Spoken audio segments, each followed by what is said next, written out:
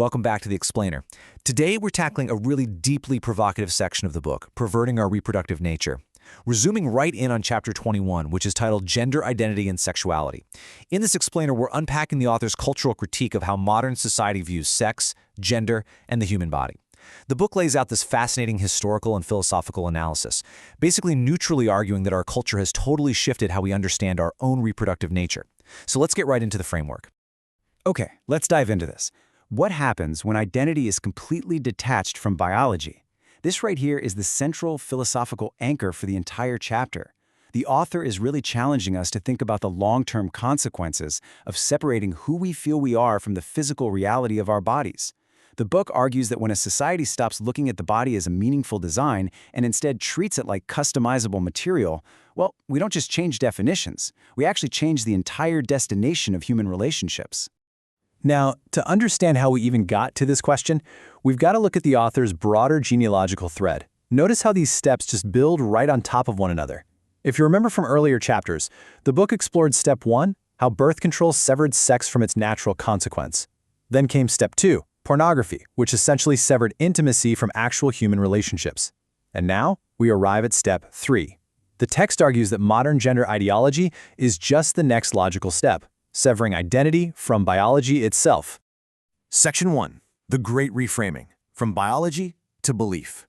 You see, this massive cultural transformation didn't just happen overnight. It was seeded by some very specific psychological and philosophical movements. The book actually uses a specific term to diagnose our current cultural moment: ontological confusion. Now, ontology is simply the philosophical study of being. And the author argues we're living in an era where the question, what am I, doesn't start with the physical body anymore. Instead, it starts entirely with the human will.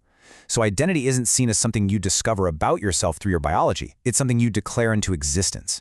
It treats being male or female like it's just a customizable script. So where did this reframing actually begin? Well, the book points directly to figures like Dr. John Money. He was a mid-20th century psychologist at Johns Hopkins University, and his underlying philosophy was that gender identity is learned, it's not innate. The author really highlights Money's tragic and ultimately failed John/Joan case, where he tried to raise a biological male as a girl as this foundational ideological seed. It was really the first formal attempt to decouple gender from biological reality. And this brilliantly illustrates how those early psychological experiments quickly bled into broader cultural philosophy. Following Dr. Money, postmodern philosophers like Judith Butler took the baton, advancing this theory that gender is really just a performative script. In this worldview, as the author explains it, the body is no longer viewed as destiny or some kind of blueprint. It is literally just clay, meant to be endlessly reshaped by our internal desires. Section 2. Ideology over biology, the core conflict. This sets up a really direct contrast between the modern ideological worldview and the traditionalist stance the author is advocating for here.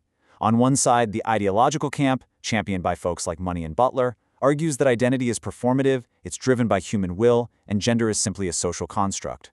But then conversely, the biological camp argues that identity is observed, it's driven by an inherent design, and that sex is an unchangeable biological reality. To really bolster that biological side of the argument, the book leans heavily on neuroscientist Dr. Deborah So. The author uses her work to present a direct counterargument to gender fluidity.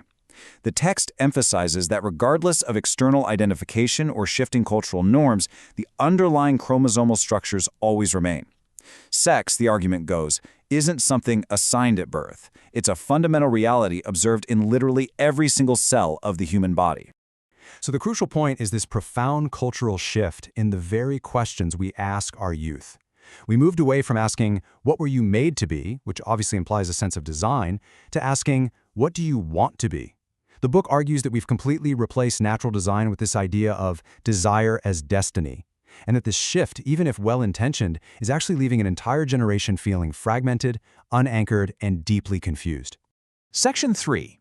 Politicizing attraction, the impact on pairing. So how does this all play out in the real world? Well, the author observes that human attraction has essentially become a public minefield. The book claims that private romantic preferences are now heavily policed, and that natural biological cues are actually being suppressed by political correctness, to the point where even basic biological attraction is sometimes labeled as discriminatory. All this ideological noise, the text argues, has caused a massive spike in dating-related anxiety, turning romantic pursuit into this highly curated performance rather than an organic, natural connection. To really emphasize this point, the book cites journalist Abigail Shrier. The idea here is that forcing someone's natural attraction to align with new ideological commitments isn't true liberation at all. In the context of the book's argument, telling someone they absolutely must be attracted to certain identities is framed as a form of social coercion. It's a manipulation that disrupts our deeply ingrained biological pairing instincts. Section 4. Biological compatibility, a closed loop of potential. Now, this disruption of pairing leads directly into the idea of biological compatibility. The book outlines how our culture is increasingly substituting natural reproduction with biotechnology. We're talking about tools like IVF, surrogacy, and gene editing being used to completely bypass natural male-female compatibility. The author views this widespread use as a really profound detachment from reality. The argument is that bypassing natural design comes with some incredibly deep emotional costs, fundamentally alters how we understand parenthood, and ultimately causes real societal harm. Now, what's really interesting about this slide is how it anchors the author's entire thesis. Quoting Nancy Percy, the book asserts that nature and biology are objective realities, realities that simply cannot be endlessly mocked or ignored.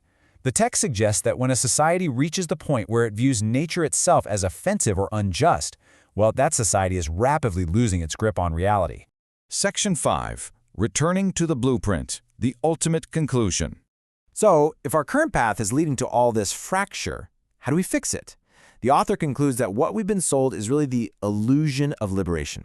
The book argues that while gender identity ideology promises freedom and authenticity, it actually delivers psychological fragmentation and this sort of disembodied anxiety. The core takeaway from all of this?